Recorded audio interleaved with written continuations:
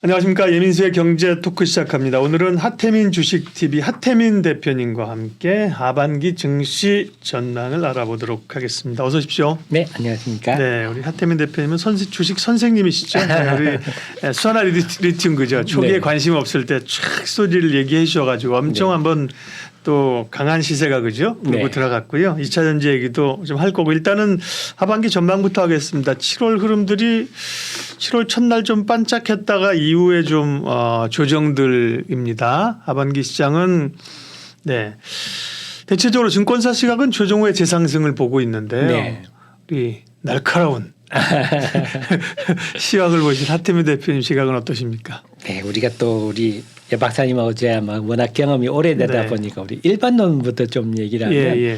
우리가 1년 중에 우리가 좀 경험 많은 분들이 찬바람이 불어야 주시장이 좀 잘 된다 이런 얘기 하시지 않습니까? 찬바람 불면 배당주 아닌가요? 그러니까 우리가 통계적으로도 그게 의미가 있는 게 네. 1년 중에 보면 10월 11월이 좋고 3, 4월이 좋고 맞아요.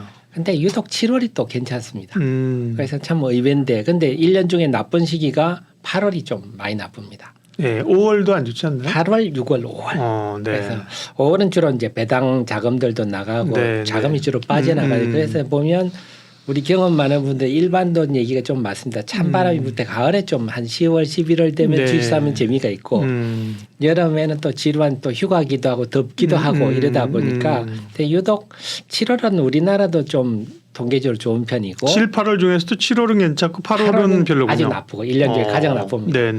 근데 미국 증시도 보면 7월이 좀 괜찮습니다. 그런 특성이 좀 있는데 그거는 좀 일반론이고 네. 우리 입장에서 본다면 제가 볼 때는 본질적인 면은 괜찮다. 본질적인 면이라는 거는 지금 올해는 좀 유독 다른 게 글로벌 자금 흐름이 아까 봐요. 우리나라는 5월에는 보통 자금이 빠져나가는 시기인데 올해는 5월에 돈이 굉장히 많이 들어왔습니다. 외국인들이 샀죠 사실 맞습니다. 삼성전자를. 네. 그래서 5월 달에 우리가 한 4조 2천억 정도 주식에 돈이 들어왔는데 이게 굉장히 이례적이죠. 네. 지금까지 5월 중에는 가장 많이 들어온 시기. 그래서 야, 올 5월은 좀 특이하다. 그래서 5월 아까 5월 6월 장이 나쁘다 그랬는데 네. 코스닥은 5월 6월 다 올랐고 코스피는 5월에 많이 오르고 6월에 약간 주춤한. 그래서 5월 6일 장도 좋았거든요. 그래서 글로벌 자금 흐름 좀 이따 설명 자세히 드리겠지만 네. 글로벌 자금 흐름이 올해는 좀 유다르다 하는 측면에서 좀 긍정적이고 두 번째는 수출입이 6월 달에 우리가 무역 흑자가 돌아섰지 않습니까? 그래서 앞으로도 7, 8월이 우리 휴가 기간이긴 하지만 앞으로 무역 수지도 점진적으로 개선되는 구조적 상황이 좀 놓여 있어서 네. 제가 볼 때는 하반기를 들어가는 우리 주식시장의 질적인 주는 좋은데 네. 근데 대신에 돌발 변수들은 있습니다. 최근에 보셨지만 예. 뭐 남양주 동부금고의 뱅크런한테 새마을금고. 예. 네. 그래서 결국은 우리 정치의 가장 큰 내관이 지난 수년간의 누적된 부동산 PF 문제. 네.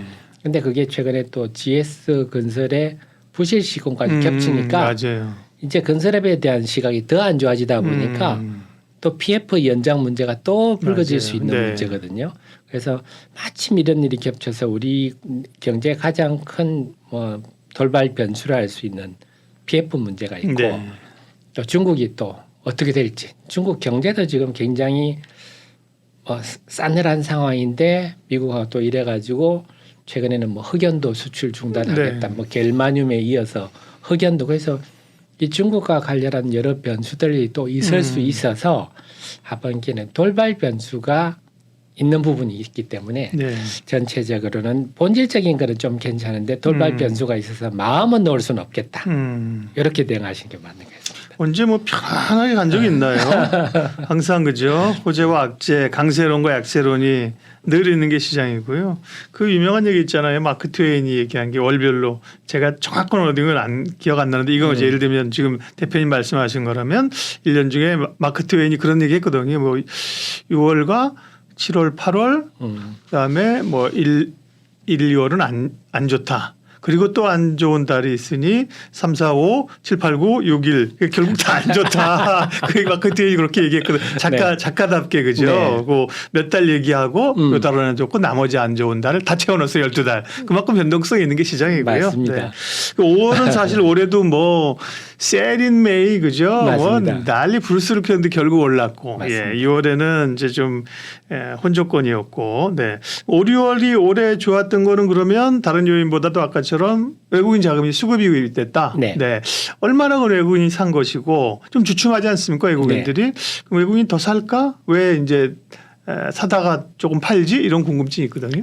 그래서 제가 볼 때는 올해 5월이 예년하고 많이 다르다 싶은데 보통 주식시장이 동조화되지 않습니까? 뭐 그렇죠. 중국, 예. 일본, 뭐 대만 다 네. 정도의 차이는 있지만 큰 방향성은 비슷한데 올해는 확실히 구분되는. 그러니까 지금 중국 증시는 완전히 안 좋고 네. 일본, 뭐 대만, 우리나라는 좋고 확실히 좀 차별화되는 이런 적이 없었는데 그 근본이 돈이 중국에서 빠져나와서 네. 일본, 한국, 대만으로 옮겨가는 일이 발생을 지금 하고 있는 거거든요. 그러니까 우리 시장이 5월에 우리 증시로 돈이 들어왔지만 우리만 들어온 게 아니라 뭐 아시겠지만 일본은 훨씬 많이 그렇죠. 예. 일본은 뭐 지금 30년 내 최고치를 네. 할 정도로 그래서 정시 자금 흐름이 결국 이게 국제 뭐 정치 맞물려서 결국 디리스킹 이런 맞아요. 문제가 네. 증권 시장에 이제 본격적으로 반영이 되고 있다. 네. 그렇게 본다면 중국 경제도 회복도 더디고 그죠. 맞습니다. 거기다가 예. 중국이 사실 5월에 수출이 7.5% 감소했거든요. 네. 그래서 그건 상당히 충격적인 그런 상황인데 그러다 네. 보니까 지금 올 들어서 1월 말에 고점을 찍고 뭐 항생지수, 중국 H지수, 홍콩 H지수 이런 거는 계속 지금 빠지고 있습니다. 네. 빠지고 있는데 특히 보면 홍콩 항생지수 보니까 5월 8일 대비해서 지금 2달 만에 한 9% 이상 빠졌거든요. 지수가 많이 빠졌네요. 예. 지수가 9%면 굉장히 크게 그렇죠. 빠진 거죠. 네. 그다음에 지금 항생지수는 좀 더 심한데 5월부터 빠졌다가 6월 중순에 회복했다가 다시 빠졌는데 네. 최근 거의 한 달, 한 보름여 한 20일 만에 한 7% 가까이 빠졌으니까 항생지수도 굉장히 크게 빠졌고 네. 대신에 위안화는 계속 환율이 올라가고 있습니다. 약세죠. 네. 그래서 위안화 가치가 5월 중순부터 5월 한 6일, 7일부터 결국 주식 시장은 5월 한 6, 7일부터 쭉 빠지고 뒤따라서 이제 네. 위안화가 위안화 약해졌구나. 환율은 올라가고 위안화 가치는 막 떨어지고 떨어지는 거죠. 예. 이런 양상이 지금 전개되고 위안화가 5월 6일 대비해서 지금 한 2달 만에 한 5% 정도 환율이 올랐으니까 위안화 가치가 한 5% 떨어졌다. 그래서 이런 좀 구조적인 문제가 발생을 하고 있고 예. 대신에 그 반대 현상이 일본, 한국, 대만에서 벌어집니다. 그래서 우리 시장도 보면 일본도 그렇고 대만도 5월 중순부터 주식 시장이 쭉 올라갑니다. 네. 그래서 일본 같은 경우는 지금 거의 한 2달 만에 한 13%가 지수가 올랐으니까 엄청나게 강세장이고 대만도 지금 어제 종가 기준이거든요. 네. 그 최근에 6월 초, 6월 말에 올랐던 것까지 가면 훨씬 더 많이 올랐을 건데 그걸 빼고도 엊그제 기준으로 한 8%, 우리 증시도 코스피도 한 3% 올랐으니까 결국 중국의 불행이 여타 국가들은 지금 행복으로 작용하는 이런 국면이 되고 있고 그래서 한마디로 말씀드리면 올해는 유독 국제적 자금 흐름이 탈중국화되는 현상 그러면서 중화권 정시가 크게 하락하고 우리 한국, 대만, 일본이 올라가는 이런 양상이 되고 있고 그 흐름은 앞으로도 뭐 하반기도 계속될 구조이기 때문에 요런 수급 면제 측면에서는 우리한테는 좀 긍정적이다 이렇게 봐야 되겠습니다. 이제 중국은 뭐 여러모로 미국하고의 무역 그 격돌 이런 게 진행 중이고요.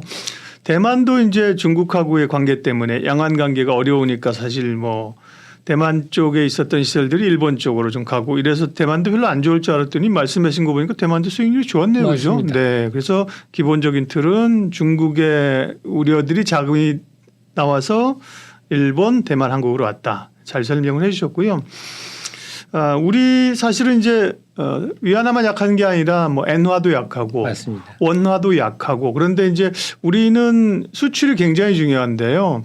계속 지금 무역 수지가 적자가 나다가 6월 달에 의미 있게 16개월 만이죠. 맞습니다. 소폭이긴 합니다만 흑자로 돌아선 것은 하반기 이제 수출 전망을 좀 밝게 하는 거잖아요. 네. 네. 그 부분 체크 좀 해 주시죠. 네.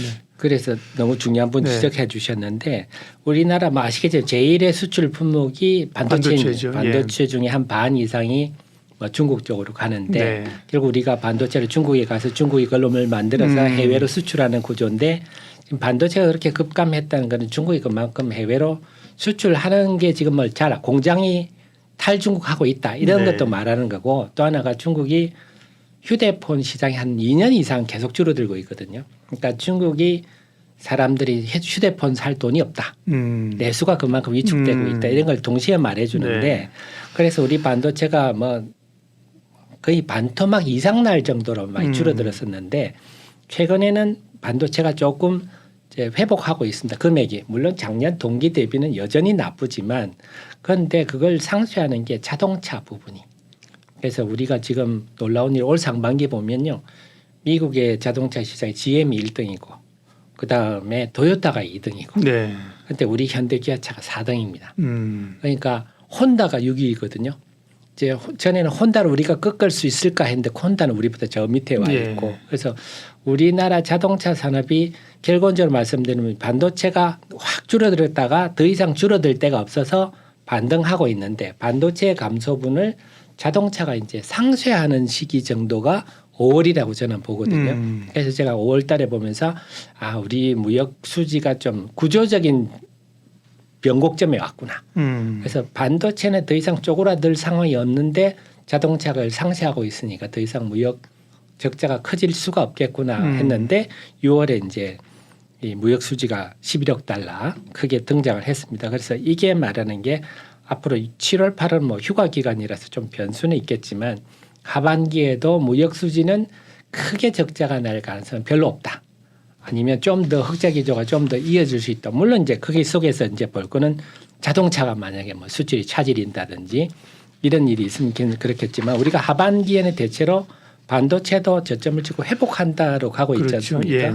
그렇게 되면 이제 자동차와 반도체가 다 이끌어 버리면 하반기는 무역 수지가 더 흑자 기조가 정착되는데 외국인들이 볼 때 제일 보는 게 환율하고 무역 수지를 봅니다. 네. 그래서 외국인들이 환율이 당연히 올라갈 때는 환차선이 나니까 주식을 안 살 거고 근데 무역 적자가 나면 당연히 또 환율이 올라갈 거니까. 그렇죠. 네. 그런데 지금은 이제 무역 수지가 그래서 지금 우리 환율은 아까 말씀하신 위안화도 올라가고 엔화도 올라가는데 상대적으로 지금 강한 편이거든요. 네. 그래서 그렇게 본다면 외국인이 볼 때는 좀 무역 수지도 흑자가 나고 이렇게 되면 환율도 상대적으로 나은 환경이 된다면 우호적이다. 네. 네, 외국인들이 우리 주식을 얼마나 살지는 모르지만 적어도 대규모로 순매도할 가능성은 낮다.